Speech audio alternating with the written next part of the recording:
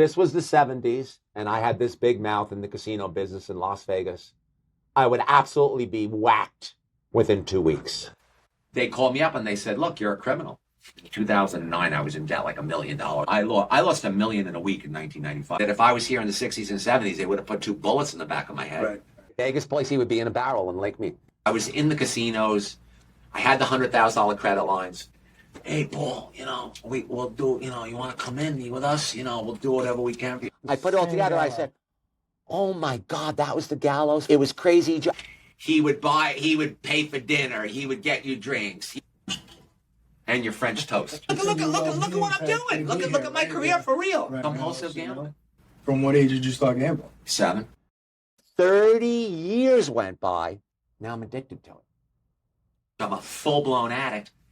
I wanted to play $1,000 chips or $5,000 chips at the Mirage. I can't do bullshit. What's up, guys? Welcome into a very special edition of Corruption Connection. I have a very special guest joining us in a little bit. You've probably seen him all over social media on Instagram and TikTok. The Vegas famous Vegas Pauly C.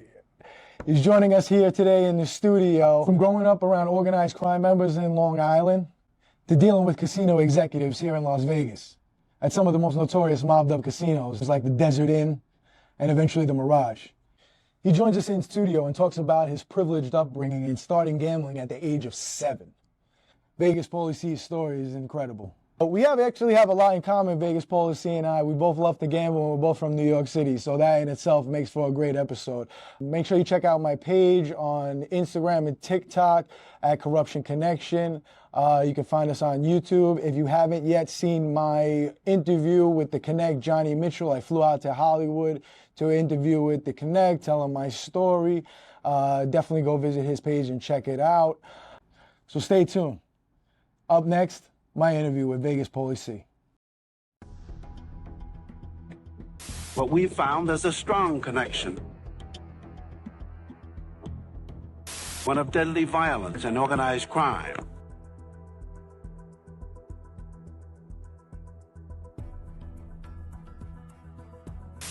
Known to have been the target of an alleged cocaine dealer.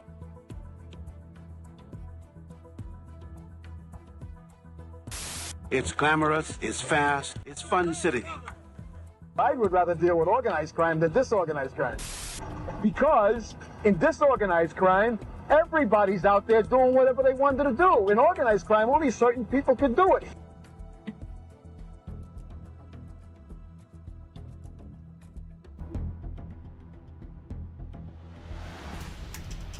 So my father's Italian. Yeah. Italian family. They came out here. They were as poor as can be. Do you know why my father and my father's family never got involved in the mafia? My parents, my grandparents, lived in a 2-bedroom house in Manhasset. My father was a day laborer. He made $4 an hour. In the 70s? The 70s. We took over the house for my partner and I bought it. We paid $185,000 for it. So it's weird or whatever because, we're 2 New York boys and we wound up in Las Vegas. Well, I know my story or whatever, but I don't know your story. Are you a gambler? I was, but it's funny when they say, you move to this town and gambling gets old, it got old. Well, my priorities shifted a little bit, for personal reasons, but nothing financially. It's just like, I don't know. I can't. When you're not around gambling all the time, right? It's kind of like you're there, you want to have the fun, you're in the moment, you're going to the ATM back and forth. When it's in your face, I'm there, I pass by the machines, I pass by the tables, I'm like, I may gamble now, I may not. I guess when I'm here, on vacation or Atlantic City or something like that, it's fun. But, when you live in a place or whatever where it's in your face 24/7, I guess it takes the allure away a little. Well, for you. But not for those of us who need to do it for medical reasons. So I need to do it for medical reasons. Medical reasons? What do you mean by that? Well, I have this dopamine deficiency. I was born with CAATT, so I can be an alcoholic. Slow that down. Say that one more time. I'm from New York. I talk fast too, but so I was born with a genetic mutation. I always tell this on the podcast. It's called CAATT. CAATT. So I don't create neurotransmitters at a normal rate. I only create them at a 20% rate. Okay. So I have to fill that void somehow. A lot of people who are addicts are born with a methylation problem. Gary Brecker, I told you about him. He's a specialist in this. And I don't methylate folate properly. There's genes involved with this. One of them is called MTHFR. A lot of people carry that mutation. I carry what I think is the worst one. But there's not enough research on it, and people are not really going into it because, you know, the genome was only decoded in 2010. So all of this stuff is relatively new. It's new medical. But they had a health group for it on Yahoo, and everybody on there was either a compulsive gambler, an alcoholic, a crackhead, a heroin addict. Everybody was depressed. There was a tremendous amount of suicide. Unfortunately, Yahoo group shut down. So I say on my All these people have this in common. Of course. CCCAA. What does it stand for? What? It's three genes where if you have a C and a C, an A and a T, an A and an A, and a T and a T, you have a problem. So I don't know what you know about genetics, but there's 4 proteins, cytosine. I would have to wiki them for a second. Yeah. There's 4 proteins that make up who you are in each position in the genome. And so if you have a CC, an AA, and a TT, you've got issues. And I told you I was born relatively privileged. I grew up in a wealthy area, Roslyn, New York. It's Nassau County, right? Nassau County is in North Shore, Nassau County. Right. All wealthy people around. But I'm so dysfunctional because of my genetics that even though I was born on third base, by the time I was 50 years old, I was at bat again, like just starting out. Like I basically had to restart my life at 50 because I was so broke. You know, everything was gone. Like You got to run it even back. now as a You challenge. got to run it back because, okay, you grew up wealthy. How did you have to reset your life? Where did it go wrong? Or what were you doing? Did you go to school? Did you do the regular thing like everybody else? Compulsive gambling. From what age did you start gambling? 7. 7 years old. 7. Listen, I started gambling young. You know, I talk about this myself. You know, I've gambled around the kitchen table, Christmas. That was a thing. We always gambled. Break out your quarters after the dessert Exactly. game. So is that how you Yes. started? Same way? Yes. And then when did it get to, it was a point where, you know. It's been a problem my whole life. It's still a problem. So when did it get to serious gambling? Because I know the first time I sat at a card table with strangers, I was probably like 15. I All went right, to a cafe. so I went to Atlantic City when I was a kid, but I never really could hold on to a dollar because, you know, I have issues. So when I was 21, my mother grabbed me and she said, do this, this will be good for you. My mother was a businesswoman. She was, you know, she had a lot of brains. And I said, okay. And she gave me $5,000 and she put me in the direction of the telecommunications business. Her friend had a payphone company and my mother gave me the $5,000. She said, you're going to buy 3 payphones and you're going to make something out of this and you'll make a life out of this. She actually like told that to my face. So she gave me the Payphones like on payphones on the street corners. on the street On the corners. street corners. There's actually a mob story connected with that, but I didn't even know you could. So you could. Buy those payphones and put them on the corner, you almost could buy like them and put them on ATM the vending corner. machines. They were Just take yeah. like really. Starting I on didn't know that. I thought those January, were city- starting on January 1st, 1986, you're allowed to put them out on the corner. I thought those were city owned the whole time. No, the ones Like out the by meters. the ones out by the curb Yeah. on the corner, those were city Verizon. Against the building, those were all private. Really? I didn't know that. Okay. So I did that for about a year. I was making $1,000 a week. I was pissing away every penny that came in by going to Belmont Racetrack with it, whatever. My neighbor who You go to was Aqueduct at all? Aqueduct, Belmont, whatever. I went to Atlantic Aqueduct City. as a kid a lot too. With my grandmother and my father. Right. Yeah. So anything to gamble. So after a year of that, my neighbor who was Wharton educated, very, very, very intelligent, he grabbed me and he said, Paul, you know, you're wasting an opportunity here. And he said, I'll never forget, he said it to me, he said, there aren't that many opportunities in life. That's what he said to me. He says, I'm making $40,000 a year working for Price Waterhouse. This is 1987. I hate it there. They treat me like garbage. I got reviewed. I got a 4. If I get a 5, I'm out the door. I want to do this with you. So he took all of his bar mitzvah money, which was $25,000, What year is this? 87? 87, and he put the whole $25,000 into the company. Wow. And he said, we're going to leave all the money in the company. You're going to barely get any money. We're going to suffer. We're going to reinvest, and we're going to try and make something out of this. Fast forward to 6 years later, he sold it for $6 million. So I got $3 million, and he got $3 million. I was 29 years old. Boom.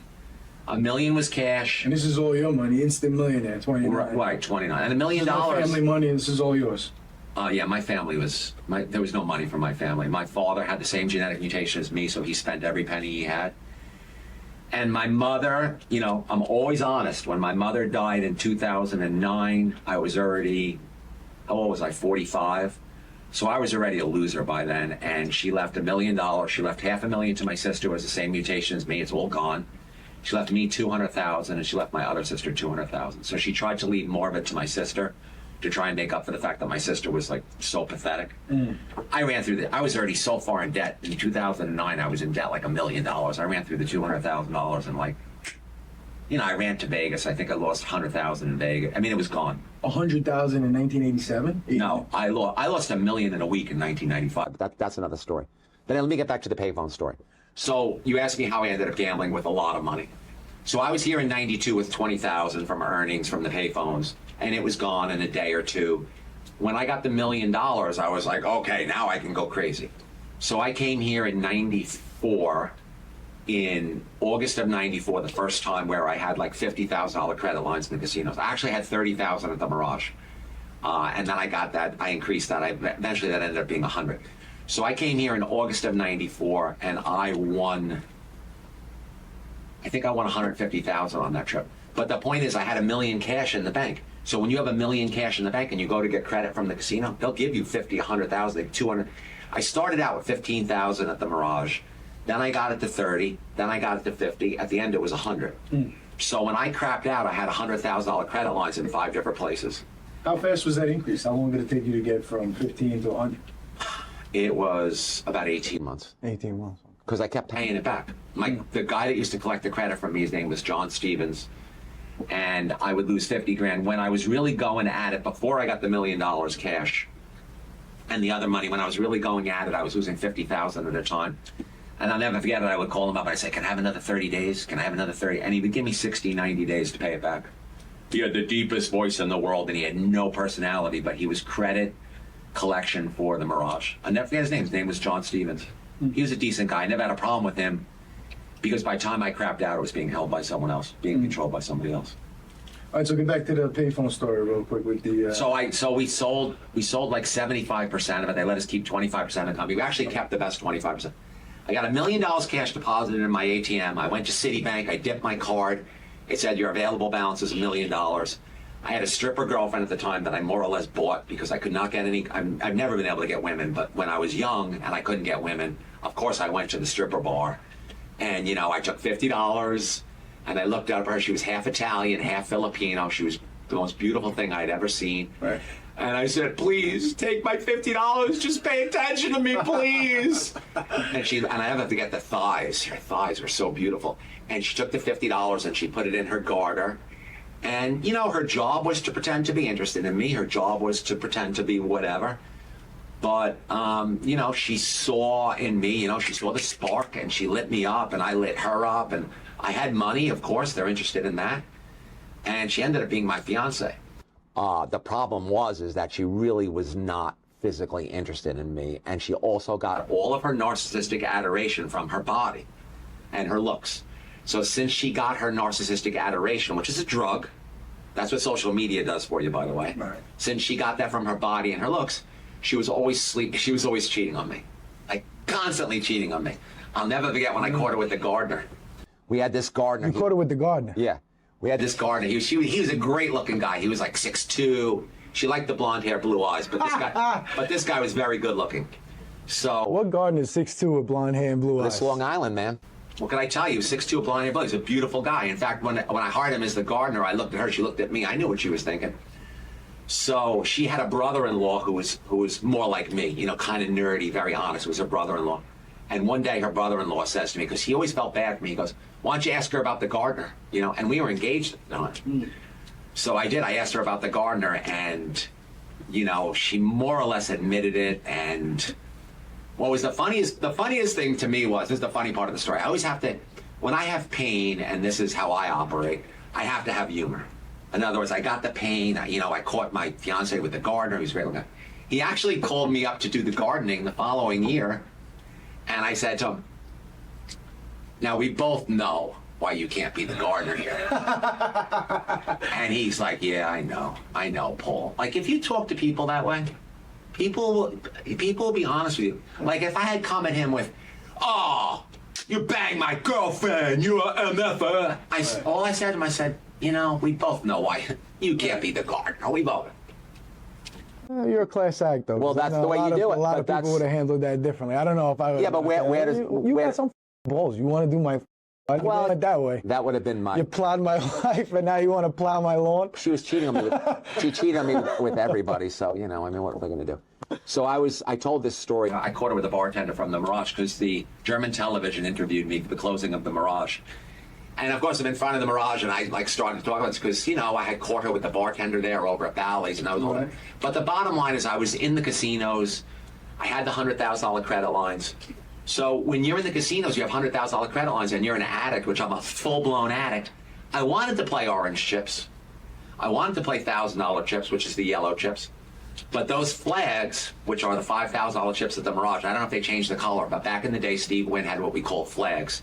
They were red, white, and blue. They were absolutely beautiful. They were $5,000 chips. They were white with red, white, and blue. So I would take, you know, I'd say, can I have 25, 30,000? And they would give me the, how do you want it broken down? Now, I'm 29, I'm in this rage. I wanted to play 5,000 a hand. So playing $5,000, $10,000 a hand back then, the money went quick. So in February of '95, I won $400,000 for the month. That was my greatest winning month. People always ask me this. And in April of 1995, I ran through $1 million. I came out here with all the credit lines. I came out here with my family, and God, I hate to tell this story for the 9th time on the podcast, but $100,000 Tell it credit for line. the 10th. Mirage had a $100,000 credit line. I sat down at the Mirage. My family was in the Mirage. I was across the street in Bally's, and my brother-in-law and my sister, I think, were at Treasure Island. So I went over to the Mirage. I took $100,000. I won $100,000 like that. I ran over to the Desert Inn where I had What were you playing? Blackjack. Blackjack. But now remember, I'm playing $5,000, $10,000 a hand. So winning $100,000 at $5,000, $10,000 a hand is nothing. It could be done easily. It's like winning $100 playing $5, $10. So I took the money over to the Desert Inn. I splayed the money out, and I said, I want to play. And they said, oh, you know, thank you for coming, Paul. You know, I had prearranged a $100,000 credit line there. But I went over with the cash from the Mirage. It looks like this. $100,000 in cash looks something like this. It's 2 bricks. So they give you the bricks of 50. A brick of 50 is like that, maybe, so it's 2 bricks. So I'm running over to the Desert Inn. They took it, and they had to count the cash so quick that they didn't count it on the table. They counted it on the table next to me. So I'm playing on this table, and they're doing this on the table next to me. So I lose the $100,000 in about half an hour. So I say, shit. So I run back up. Blackjack, same game? Blackjack. So I run back over to the Mirage, and oh my God, I win another $100,000. So now I take the 2 bricks from the Desert Inn, and I run from the Mirage, and I run back to the Desert Inn. Same thing. They're happy to see me. You're back. He's back. Right. They take the $100,000. They're counting it out. It's in cash on the table next to the table where I'm playing. Okay, give him 10. Okay, give him 10. Okay, they're giving me the $5,000 chips. I lose the $100,000. So now I'm up $200,000 at the Mirage, and I'm down $200,000 at the Desert Inn. I'm walking out of the Desert. I don't even ask for a cup of coffee. I don't ask for a room. I don't ask for anything because I don't give an F about comps. If you are a real hardcore sick gambler, you really don't care. CasinoCompWallet doesn't care about comps. I heard don't from Pauly C care. himself. That's the truth. I don't care. No, Personally, I don't care. Yes, I want to make a business out of it, but I don't care about it. No, of course. So I'm going out the door, and they tap me on the shoulder, and they're like, hey, we don't want to see you leave empty-handed. Now, when he tapped me on the shoulder, I'm thinking, what did I do wrong? Did I violate some cash requirement? Did I not register? Am I in trouble with the whatever? I'm like, yeah. This is me at the door. Yeah.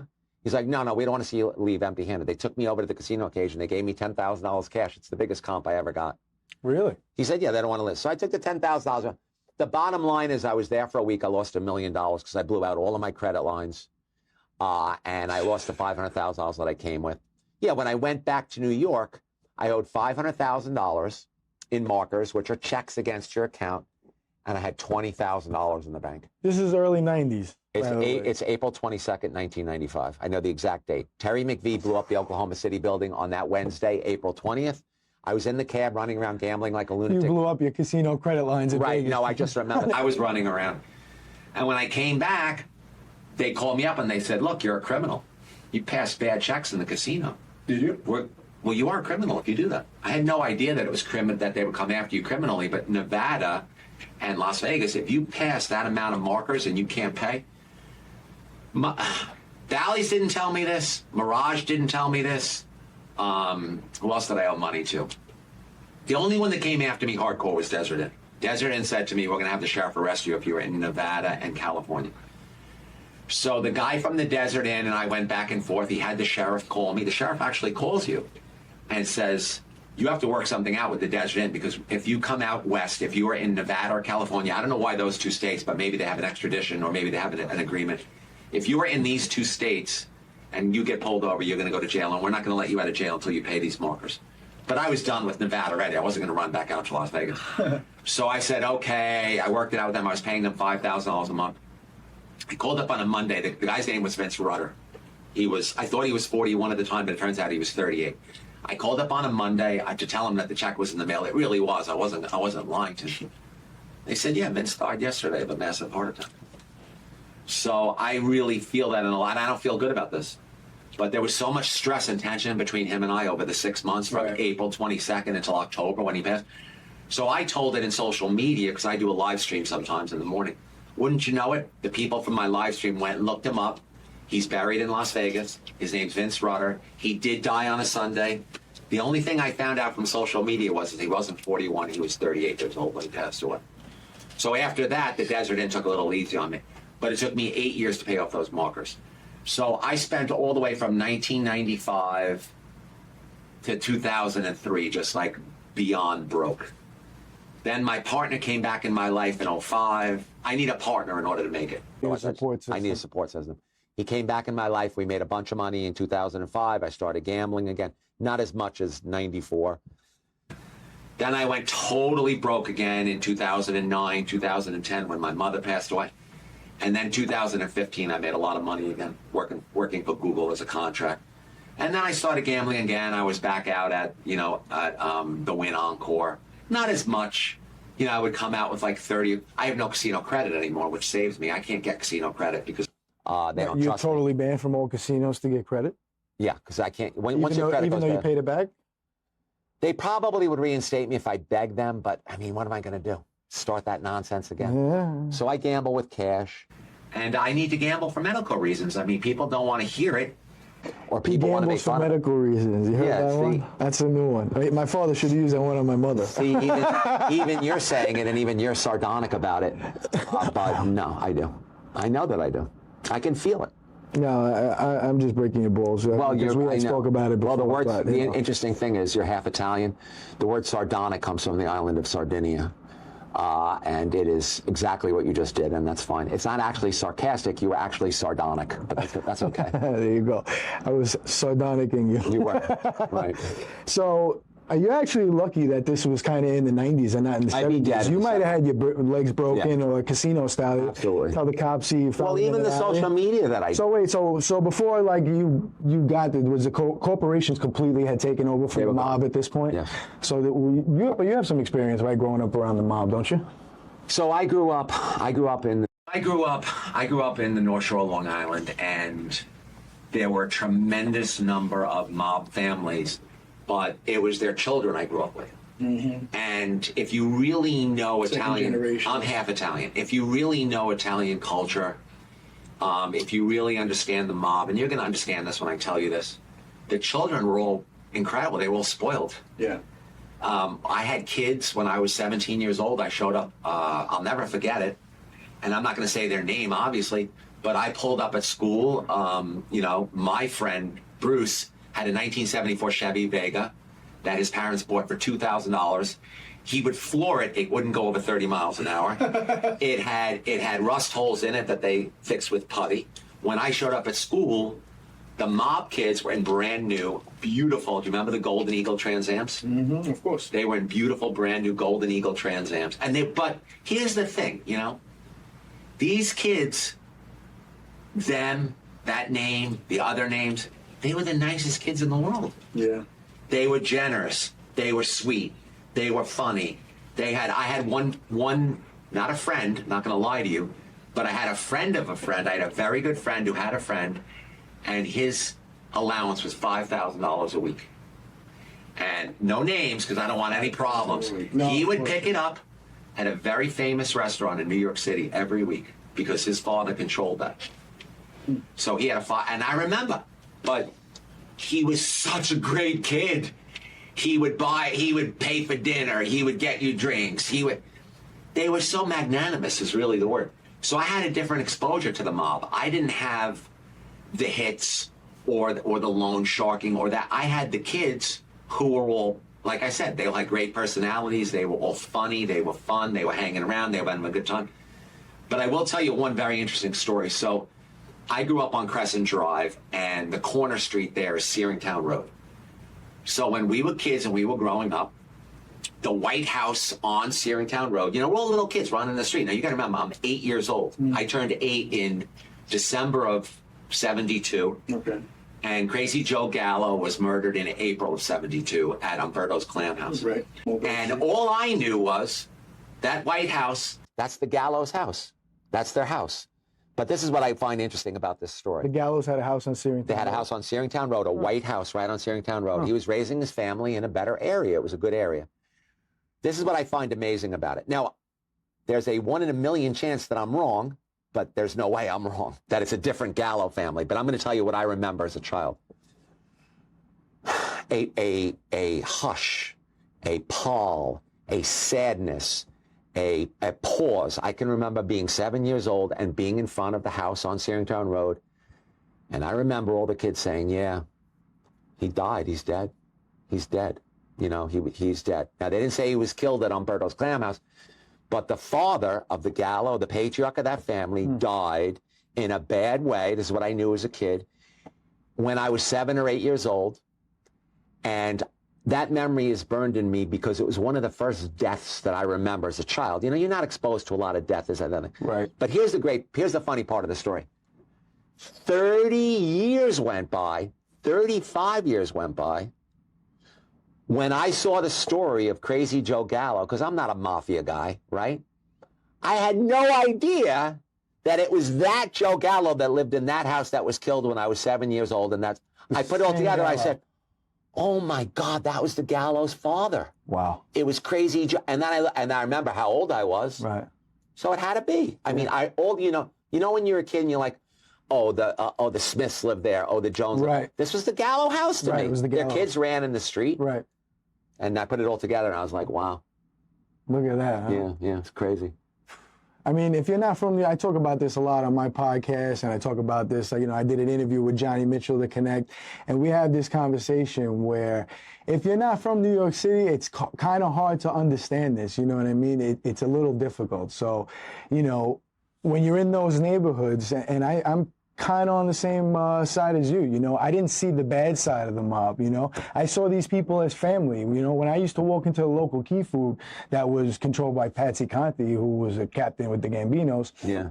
There was tons of mob guys in there. Yeah. And I mean, I didn't look at them as mob guys, you know. I just looked, some of them would go behind the deli counter, give me a piece of bologna, if you were a kid, you know, they were very good candy. Yeah. They were extremely nice. And that's And the culture. That's what I grew up around, you know. And especially when I would roll around with my grandmother, who was an old Italian woman from the neighborhood, and anybody will tell you, they were the most safest, protected neighborhoods back then. People left their doors unlocked. This is all true. Like, We only saw the good my side. mother told me when they were kids, they used to sleep outside in the alley. You think they could do that today, little girls?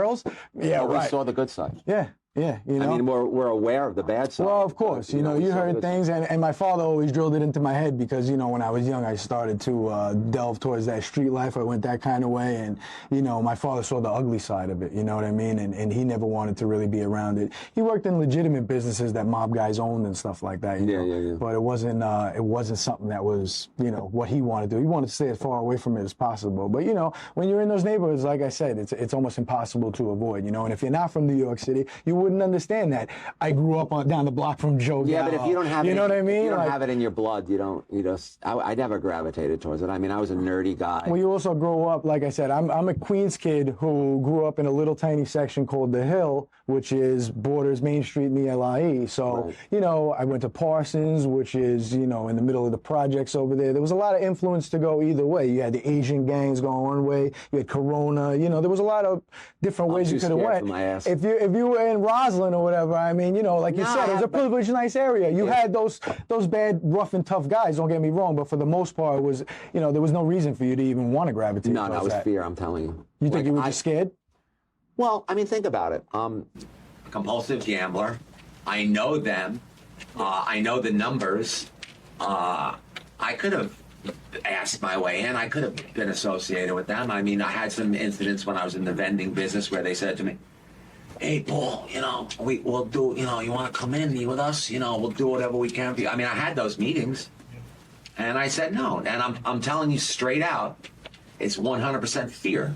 It's the fact that I was, you know, I knew how I would end up. I knew that I probably, listen, I know that I got a big mouth. I know that I'm a wise ass. I mean, you see me in front of the casinos. It's not like I'm not aware that if I was here in the 60s and 70s, they would have put 2 bullets in the back of my head. Right. I'm aware of that.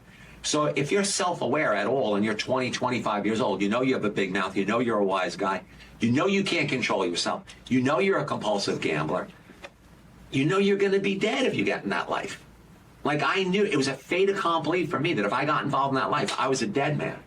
And I'll tell you this, or anybody that wants to hear it, I'd rather just be broke and alive. Like, when I had my options, when I was in big trouble, when I was 45, 50 years old, when I could have gone to them and done crazy stuff. No, I'd rather live in a little tiny farmhouse in the middle of nowhere and be comfortable than, I don't need, you know, it goes back to the whole comp situation. I mean, look at me. Is there a watch? Is there a ring? I've had these pants on for like a week. They're jeans. They cost me $50. This shirt, I guess, was, what is this? The shirt was about $30. I don't need any of that. I don't need expensive food. It's funny because I'm in social media now, and it's constant invitations to expensive restaurants. So, and it's free. Once in a while, when it's someone who's struggling or it's an interesting story, like for instance, Joel's Steakhouse, $149 Tomahawk Tuesdays. So I say to myself, well, that's a great deal. A tomahawk, I know it feeds 3 or 4 people in my world, maybe not in the world where someone sits and got bones, $149. Gallo, right? You heard him? Right. Where they sit down and they eat that. But in my world, I'm like, okay, I can do a video about that. So I went with Jose, the taco guy, who's my partner, his lovely wife, and Anne Marie, she's not the worst. And we sat down there and we had a great meal, and I enjoyed it. But Who's Anne Marie? I see her in the she's video. my ex-wife. She's your ex-wife? She's my ex-wife. Oh, you guys are pretty cordial, huh? Yo, we live right next door to each other. So she's full Italian. She's 100%. No, actually, she has some German on the other side. But I went there and I enjoyed it. I don't want to glom free meals. It's very hard in social media. Tonight, I'm going to a concert. Fat Joe, Ja Rule, Public Enemy. I'm going to a concert at the Back Theater. Old school. Now this guy contacted me several times because I get a lot of DMs. It's old school hip hop. I never really contacted him back because I didn't want, but he had a friend, the guy owned a huge restaurant in Las Vegas. His friend contacted me. He said, Paul, you know, talk to my friend. So I'm going to go to that concert tonight. I'm not saying I feel guilty, but I don't want to run all around Las Vegas going to free this and free that and free food. And it's not that it doesn't feel right. I'm going to tell you where the problem is. Kind of comes with the territory, though. No, but I'm going to tell you where the problem is. I now have a debt to pay. Like, I now have to do a video. And what happens if the meal stinks? What happens if I hate this show? Just don't do the video. I won't go to a comedy show because I don't really find comedy shows, especially the lower end comedy shows. I won't go to them because I don't find them entertaining. Right. So I have these comedians contacting me, please come to my show, please come to my show, please come to my show. I'm not going to do it because I know I'm not going to be entertained. I'm not going to want to do the video. Right. The big problem with social media, the big problem with being an influencer, this entire conundrum, this pain that I have, it's a pain. I'm in pain. I can't be full of shit. So I can't really be an influencer. I can't really do social media. Right. So like right now, I talked to some casinos. Yesterday, I did a quick video for the Strat. The general manager there talks to me. Well, it was easy because they're giving away $160,000 from the slot Yeah, I saw machine. that. Right. Yeah. But that's easy. They're giving away $160,000. Right. Someone's going to make $160,000. Strat's not paying me. He's a very nice guy. Skylar Dice is his name. He's first class. They made him the general manager recently. He's amazing. I was right around the corner. I go and do the video. That's organic. Someone's going to win $160,000. I didn't get paid. It's going to get 500,000 views already. It's whatever. It's going to go. It went viral already on Instagram. Hey everyone. If you're enjoying this video, please click the like button below and make sure to subscribe to the channel. If you would like to support the channel further, please hit the super thanks icon, which can be found below each video or in the comment section below. If anyone is interested in becoming a connected member, click the join button to gain access to rare pictures of organized crime videos, untold stories, and exclusive behind the scenes footage. Thank you. Now let's get back to Corruption Connection. That's a win-win-win-win. I feel good. I can't go and do a casino that's paying 6 to 5 on blackjack and say, oh, this is a great casino. Come in here and gamble. Because I know the house edge is 2%. But Jonathan Jossel, another great guy that I talked to in the casino business, he has roulette right in the front of his casino. It's not 000 roulette. It's not 00 roulette. He's had the foresight. He's had the ingenuity. He's an entrepreneur. He said, you know what? I'm going to put a single 0 roulette wheel, which is European roulette, right in the front of my casino. And I'm going to let low rollers play for $15 a spin. And I'm going to give this to the public. Why? Because he's smart. So it's easy for me to go and say, look at this. Why are you playing 000 roulette where you're going to lose your money 3 times as fast if you're a roulette player, when you can come down here and you can play single 0 roulette? So that's an easy video for me to make. The other day, I went in there in the morning and they have 10 times odds on craps. Now, the strip properties have 3, 4, 5 times craps. There's a casino downtown. I think it's one of the Boyd properties has double craps, which you would never play. But Jonathan has put 10 times odds craps there, which means that he makes almost no money on that crap table. But, you know, the Plaza is a successful place. They don't have all kinds of debt. They own their property. They came in here in 2005. They bought the property cheap. They know what they're doing. So they're able to give you a great game. So there I am. I explained what 10 times odds craps was. It's organic for me. I put the chips next to the $10. I put the $100 behind it. I rolled it. I actually lost $110 making the video. But the video's got 500,000 views. There you go. So when I do a video, it has to be for the benefit of the audience. So that's hard to find. Or it has to be something that interests me that I find entertaining. For instance, I just did a video. This is a great story. Did you see the Sebastian video? Probably not. No, I just put it up yesterday. So there's a kid. He's Venezuelan. He came here when he was 16 years old. By the time he was 20, he had gambled away. No, when he turned 21, he got access to the casinos. He gambled away all his money. He ended up living in the back of the Casino Royale in his minivan. Now, I only know this because Sebastian is one of the top promoters at the Wynn Encore. You know, people are giving me hate. Oh, he's not a top promoter. He's a top promoter at the Wynn Encore. He had 700 people on the guest list the other night, okay? He's a top promoter. Sounds like a top promoter. Right. He had me down there, and we're sitting there. I'm like, tell me about you. You're such a young guy. Why are you so successful at an early age? He says, well, you know, I was home. I said, you were homeless. Okay. So now this video, I don't know whether it's going to do well or not, but I'm turned on by the story. A homeless kid, right, who's now sitting at the Encore with me inside of a cabana. There's beautiful women all around, but this kid is faithful to his girlfriend. He's not even he's so humble. It's a true story. I'm not bullshitting you. I wouldn't tell you this. There's chicks coming in there in bikini. He's not even looking at the girls. I'm like, this is a fascinating kid. You got to tell me your story. He says, okay. He says, I will meet you tomorrow where I used to live, homeless. The 4th floor of the Casino Royale. We go over to the Casino Royale. We go up on we couldn't get on the 4th floor. It was closed. We got on the 3rd floor. I did a 15-minute interview. It's on my YouTube. And he told me that when he was 21, he lost all his money gambling. He has a slot problem. He moved there in his minivan. He lived upstairs. He got a job working. He got a job. He saw a job interview to give out the cards on the strip, you know, to be a promoter. So he was a promoter for the Tao Group, and he's giving out the cards. The whole story is there. And he's working 15 hours a day. And I said, well, how much money are you making? He said, I got $4 for every guy and $2 for every girl. I made $500 every 2 weeks, still living in his van. 500 every 2 weeks. I'm busting my ass. I said, wow. I said, and you were dealing. He goes, I knew I wasn't going to make it. He goes, I applied to work for Cox Cable. They didn't want me. They said I wasn't qualified to work at Cox Cable. My girlfriend, now you gotta hand it to this girl, whoever she is. I never met her, but this is his girlfriend, and he's living in a van at the Casino Royale, and she doesn't break up with him. Amazing girl. Someday I would like to meet her. I don't even know her name. But you can rest assured Sebastian's not even looking at those girls at the Encore because I was with him. But anyway, she says to him, why don't you do social media? Maybe you'll get some business from it. True story. He does a TikTok. He speaks in Spanish because he's bilingual. He gets over 1 million views on TikTok. And his phone got so, he had an iPhone X, which is the 10.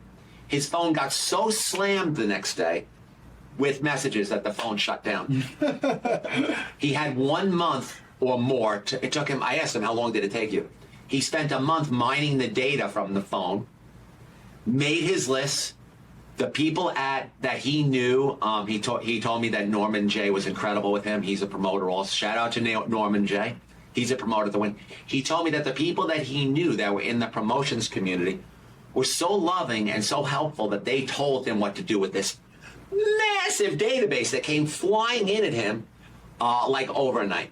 So he called through it. He worked through it. I said, what did you do as far as money? How did it affect your business?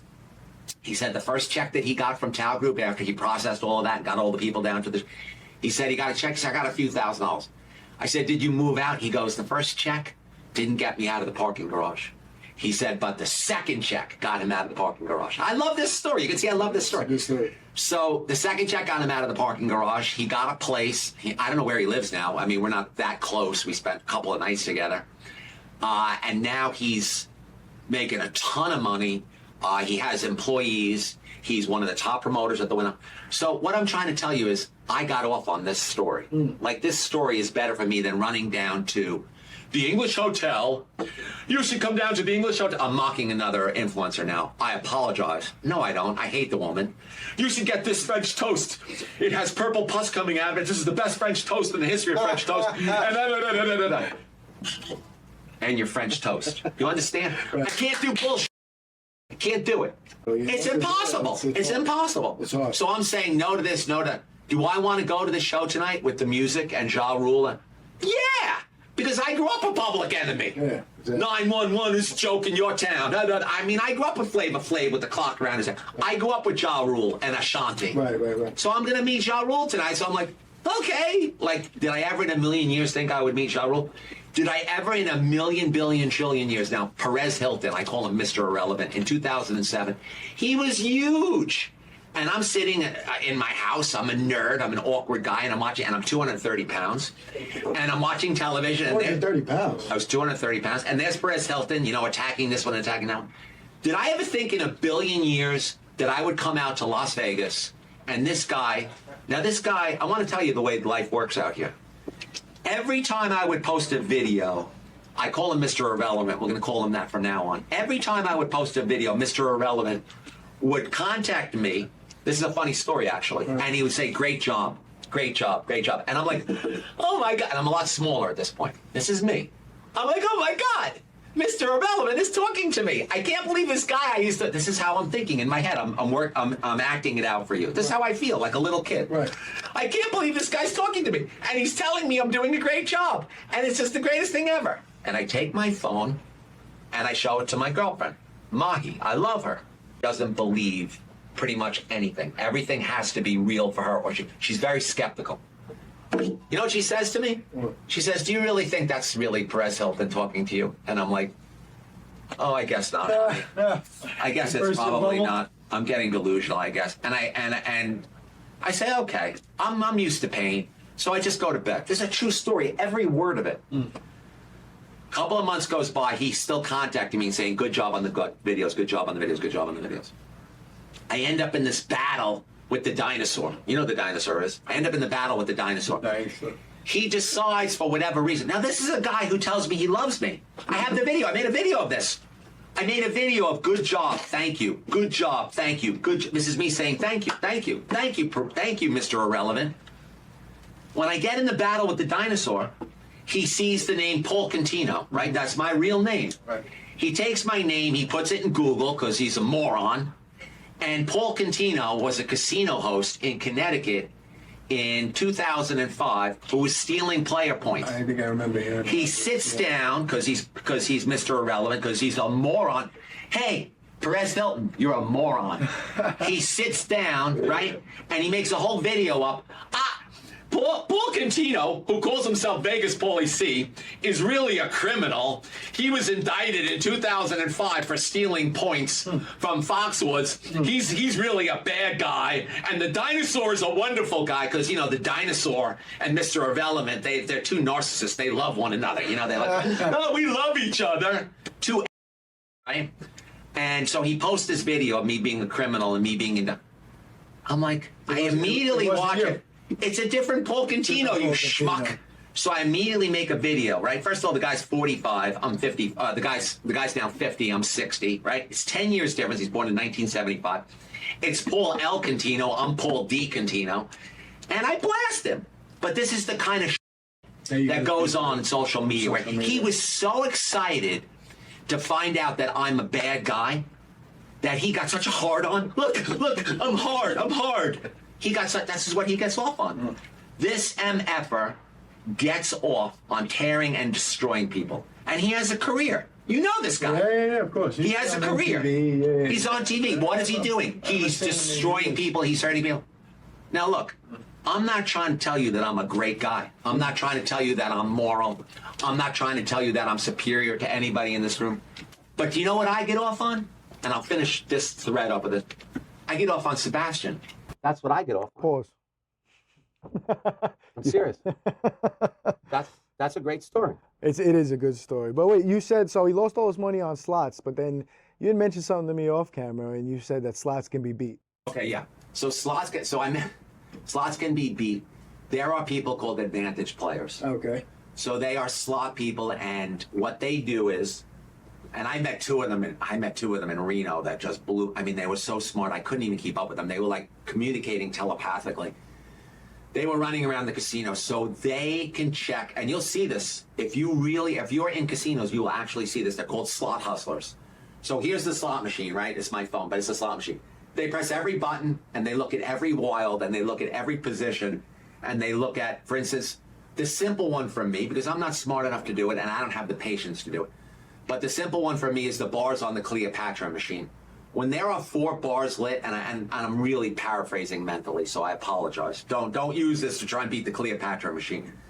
But when there are 4 bars lit out of 6, if you sit down and you play that machine, you have a mathematical advantage of like 1 or 2%. I ran into a big slot guy the other day in Vegas, and I said, hey, you know the machine with the 3 colors? One is purple, one is yellow. I said, how many wilds has to be on the purple in order for you to have an advantage on that machine? He says to me, 111. So if we were to go out today, and it would take us all day because I'm slow and I just don't have the patience. If we were to go out today and to look at that machine and find one that has 111 wilds on it, well, he goes really 115. If we found one that has 115 wilds on it and we sit down and we play, we are in a mathematical advantage. But they do this all day long. But it's not one person doing it. In any casino in Las Vegas, because I was with them the other night at the Circa, they spotted 3 other people. When we were at Caesars, they spotted a girl doing it, and we think another person. Like, they're good at it, so they see everybody else doing it. So I would say in the major casinos, do you know about this? You look like you know about this. A little bit. I think he does it. That's what I think. Yeah. Oh, yeah, he goes like this. He does it. Busted. Explain all of this to me when this interview's over. But these guys know every single machine. So when we walked around at the Circa, they told me that they averaged $400 an hour. I saw them win 2,000, but they were really going at it. But one of the machines they really win a lot of money on, and one of the ways they really make a lot of money is 9-6 video poker. So they're experts at 9-6 video poker. So one of the guys actually had a video of someone playing 2 video poker machines and said, I wanted that video. I knew it would have gone viral. He wouldn't give it to me. So they play video poker extremely fast. So 9-6 video poker is 99.54% for the house. So you're giving the house 46/100%. But the way they make their money is they get offers from the casino, free play. They get offers from the casino, cash up front, this, that, the other. So they get all this cash from the casino because they're video poker players. Mm-hmm. So the way they have an advantage is that cash puts them over. So even though they're at a slight disadvantage, they're such good players that they get the cash, the free cash.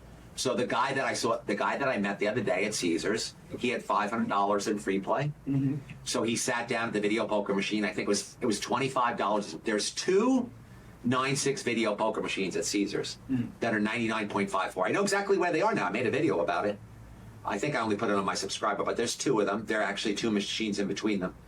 So they had a $500 free play. So they sit down, they put the $500 free play in the machine. They go like this.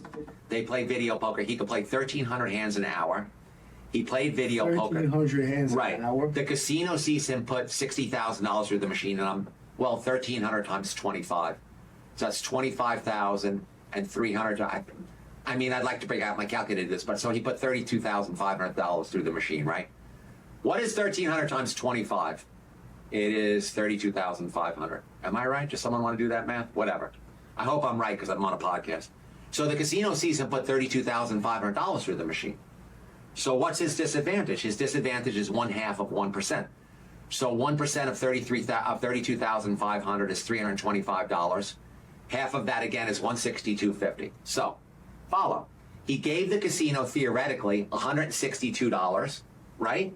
That's his loss because he plays perfect video poker. Right. But what did he get from the casino? He got $500.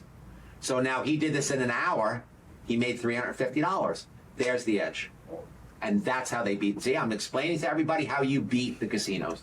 And they have the patience and they have the intelligence to play video poker perfectly. This has got to be mastered, though. You can't just... No, you know, it's like the poker players. Yeah. And if you sit and you talk to poker players, I had a quote from a poker player. And he said to me, poker players are completely overqualified for life.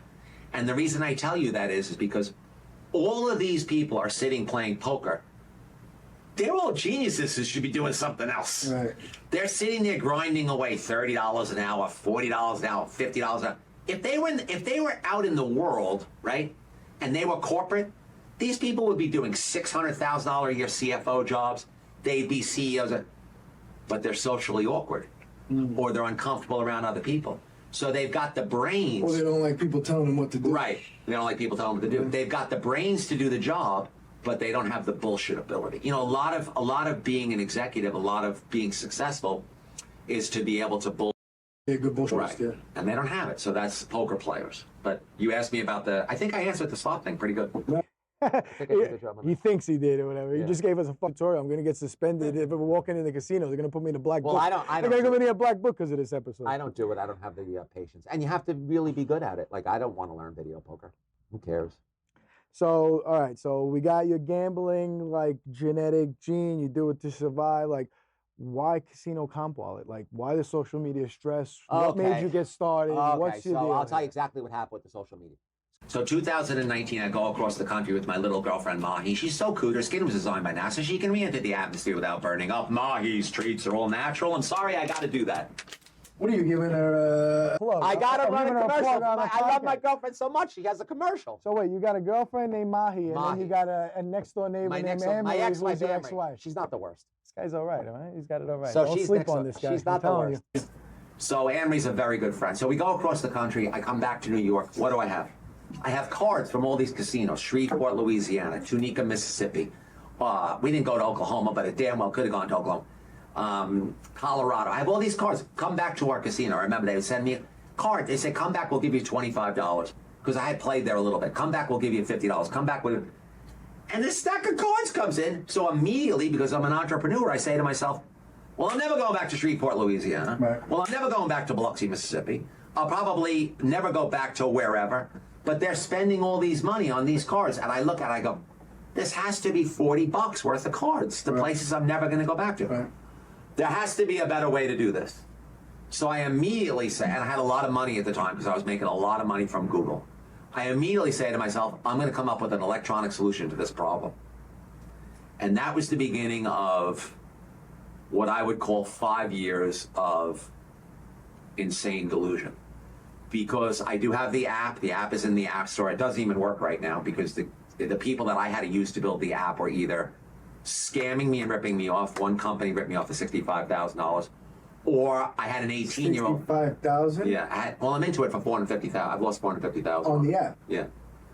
Or the kid that I was Anybody using. who wants to build an app, this is good. No, there's no money left. Yeah. There's actually no money left to put any more money into it. The kid that was working for me, he really didn't have the time, the patience, the energy, whatever. So right now the thing is not even working.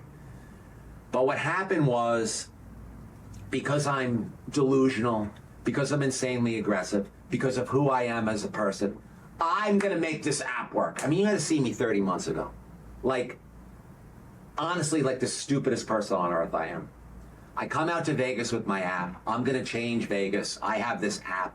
I'm gonna run all the comps through here. This is $1 billion company. I'm telling you, it's $1 billion company. Sounds like a good idea. So nobody wants to hear me. Nobody wants to know me. Nobody wants to. Every casino executive that I actually got into a room. So I say, okay, I'm going to do social media and I'm going to get somebody. So I see the dinosaur at this point. I remember she had 199,000 followers. You know, she started during the pandemic. Yeah. So she has 199,000 followers. And I go and I meet her and I'm like, oh my God. You're the most incredible human who's ever walked the earth. I'll never forget it. She said, I'll tell you the story word for word. Oh, please work for me. Please, oh great dinosaur, work for me. And she was there with the kid. The kid now works for Vegas.com. I'm not going to put his name out there, but I'm going to tell you the kid actually did the right thing 2 years later. So they say to me, okay, you give us $2,000 each. I'll handle, the kid says to me, I'll do your TikTok. And the dinosaur says, I'll do your Instagram. I say, okay. So I'm giving them $4,000 each. The kid takes the $2,000. He's a kid, and he's got issues, and he runs off. I never see him again. Never see him again. She takes the $2,000 and does a good job. She's good at what she does. So she does a good job for about 45 days. Now, let me give you a little insight into Vegas Pauly C, how pathetic I am. And there's a reason why I'm pathetic, I'm going to tell you. When you have mind mutation, right, you get off when you win, and you get off when you lose. Why? Because when you win, you get a rush of adrenaline. And this is why compulsive gamblers are such great customers for casinos. And you get off when you lose. In fact, the FBI has done a study of loss, and they said that you get anywhere from 2 to 9 times. I'm actually getting the chemicals as I'm telling you about loss. I'm actually getting Dopamine. I'm getting a dopamine hit right as I'm speaking to you. It's coming down my arms. When you lose, the power of the chemicals is 2 to 9 times more powerful than when you win. Can you believe this? So you actually get more out of a loss than you get out of a win. And this is why gambling is so insidious. So the kid runs off with the $2,000, and I'm sitting at home and I'm paying her. No, I'm not. I have a bad word to say about her. She's doing a good job. Right. The kid ran off, and I'm like, oh, the kid ran off on me. What a. But meanwhile, I'm like, oh, he ran off on me. It feels good.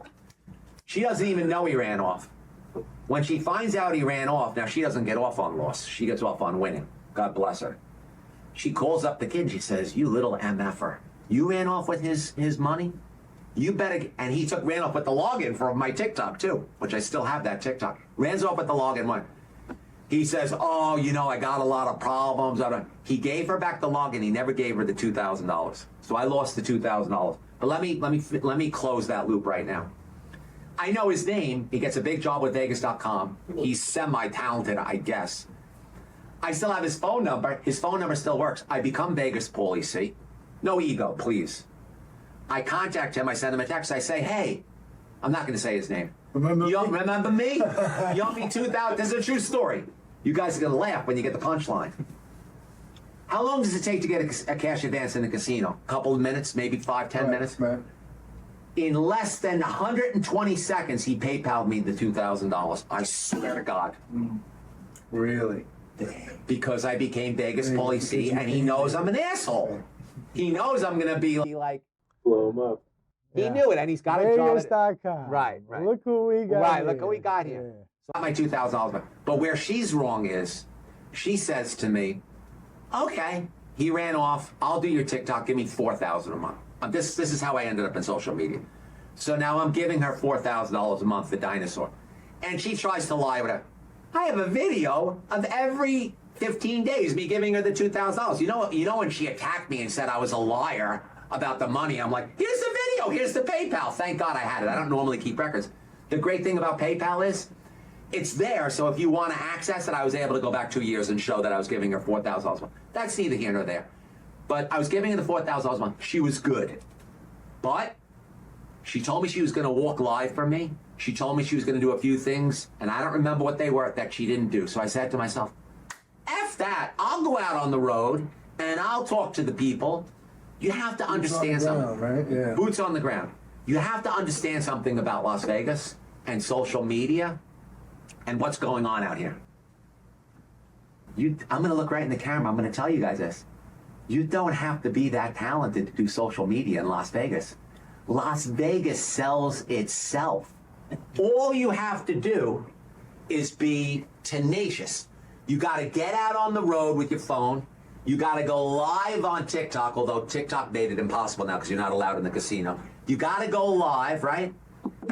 And the people just come flooding in because they want to look at the win. They want to be in the casino. They want to look at the Fontainebleau. They want to be inside Resorts World. So TikTok used to allow you to be live inside the casino. And I'm going to give you the metrics on this because it's going to blow your mind. If you are live inside of a casino on TikTok, which has incredible discoverability, and you are showing the slot machines and you're running around and you're being a jerk, which is easy for me because I'm fast, right? So I'm drinking my coffee. I was getting 400 followers every half hour. All I had to do was go in. So my social media went from like 0 to 92,000 in like no time. Then I got to 92,000 followers, and what happened? TikTok banned gambling. Why? There's a guy named, I forgot his name, but he's from Wisconsin. Oh, what the hell is his name? Anybody, a lot of people watch this will know who he is. Something 10X, Closer 10X. There was a guy on TikTok named Closer 10X, and he was taking money from people and gambling live on TikTok.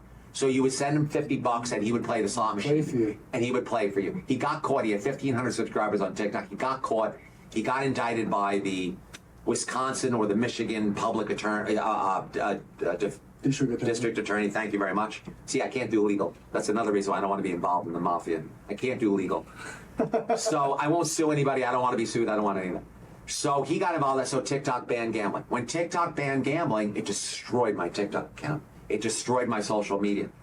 So then I became a little more creative. I went into a funk. I didn't really touch her for a while. I came back out. She had started an Instagram for me. We got in a big fight because we had a misunderstanding. I'm not going to go into that. I just don't have enough dopamine to tell the story. The bottom line is I was totally wrong about one thing, and she was totally wrong about another thing. But our relationship was over. I assassinate her character. She assassinates my character. We can't stand one another. I don't even want to go into that again for the 1 millionth time. We've already done it. If you want to see the whole story, it's on my YouTube. She paints me to be the devil. I assure you that I am not the devil. And I tell people, look at my career since I'm out here. What have I done? Have I gotten paid by anybody? No. Am I going broke? Yes. Have I tried to build people up? Yes. Did I find a family that had a restaurant in their backyard and put them into a store? Yes. Is that restaurant paying me a penny? No. Like, I'm literally going broke doing this. Right. You're actually sacrificing. I mean, look at what I'm doing. Look at my career for real. Right. This is the real me. Right. I'm giving up myself. I'm here today, right? Are you paying me? Did I even look at your podcast? No. I don't know how many followers you have. You could have 1 million. You could have 100. I actually didn't look. Because I'm doing a lot of podcasts. And like I said, I did one for a guy who had 146 followers the other day. I'm just having fun. This is fun for me. That's all. That's it. I mean, like, listen, well, we really appreciate you being here, that's for sure. You got a hell of a story, man. I mean, I don't think a lot of people know about your background. Like, nobody really, you say you have the accent, I can still hear it, whatever. You didn't lose it from New York, but, right. You know, this born on third base and working. Well, I was born in a wealthy community. Yeah, I get it, but like the way that you made your way from being born on third base to being dead broke. But I want you to know something, because and I always tell this on the podcast. This is important to me. And I know this for a fact. With my problem, with my genetic mutation in the CCAATT, had I been born in the South Bronx, had I been born now, I know Harlem has gentrified a lot, but had I been born north of 125th Street, had I been born in East, and I worked in all these areas when I had the payphone business, so I know them like the back of my hand. Had I been born on Amboy Street in East New York, I know for a fact, and I'm not making any political statement here, please, I'm apolitical, but I just know math. And had I been born in one of those communities, I can assure you right now I would be dead. If I was doing the big mouth Vegas Pauly C, and you said this earlier, in the 60s, I'd be dead. dead. So I know that I'm very... He'd be in the barrel. He'd be one of the bodies we find in the barrel of Lake Mead. It'd be Vegas Pauly C. Right, Vegas Pauly C would be in a barrel in Lake Mead. So I know that I'm very lucky to have been born with this mutation and to even be here and have the honor of being on this podcast. Like, this is like... oh my God. And, you know, I came and you guys came in and you were like, oh, we know who you are, whatever.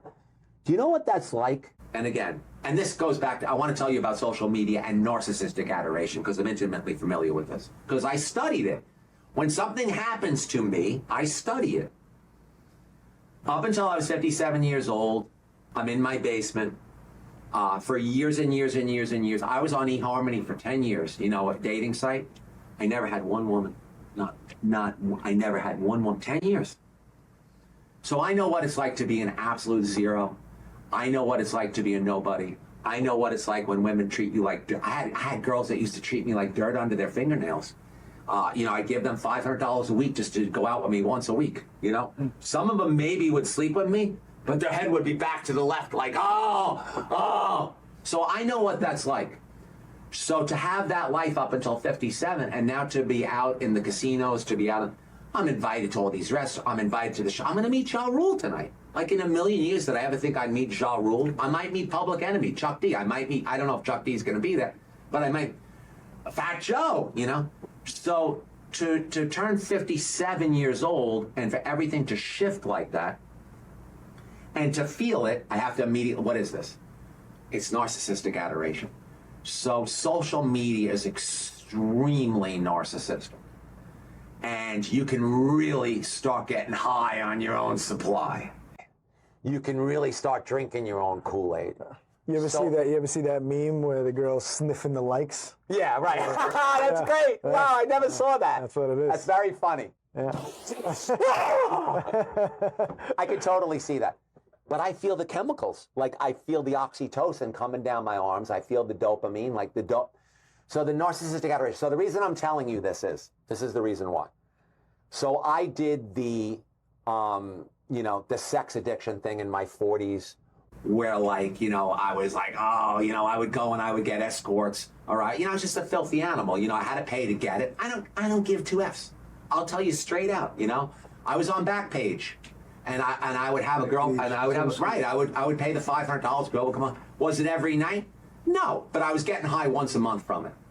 By the time I was about 50, I really aged out of it because I was in a titty bar. And I was 46, actually. I told this story in another podcast. I usually tell it fast because it's very funny. There's four young guys, like, you're what, in your 20s? Yeah. Yeah, there's four young guys like you sitting at the bar. And there's me, and I'm 46 now. I'm not really ancient yet. I'm 60 now. I'm 46, but I don't look good. I look 40. I probably look 56. And I'm in the corner, and this young girl, beautiful young girl, she's 22 years old, beautiful body. She's pretending to like me so that she can get my money, right? So she's really putting the energy towards me. And the four guys are over here, and I'm over here, goes right here, and they start yelling across the bar, insults at me. They're like, get away from that old man. Get away from that fat, ugly bastard. Like, they're like throwing all these insults at me.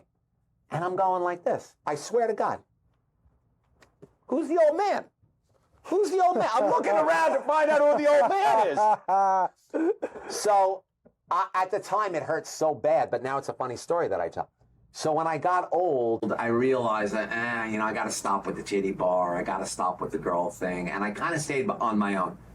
But I was very lonely. And then you asked me, so what was the impetus for me shredding 70 pounds and getting ripped? You know, there's pictures of me on Facebook. I'm all ripped. Right now, I'm a little heavy, so the abs are not great. What was the motivation?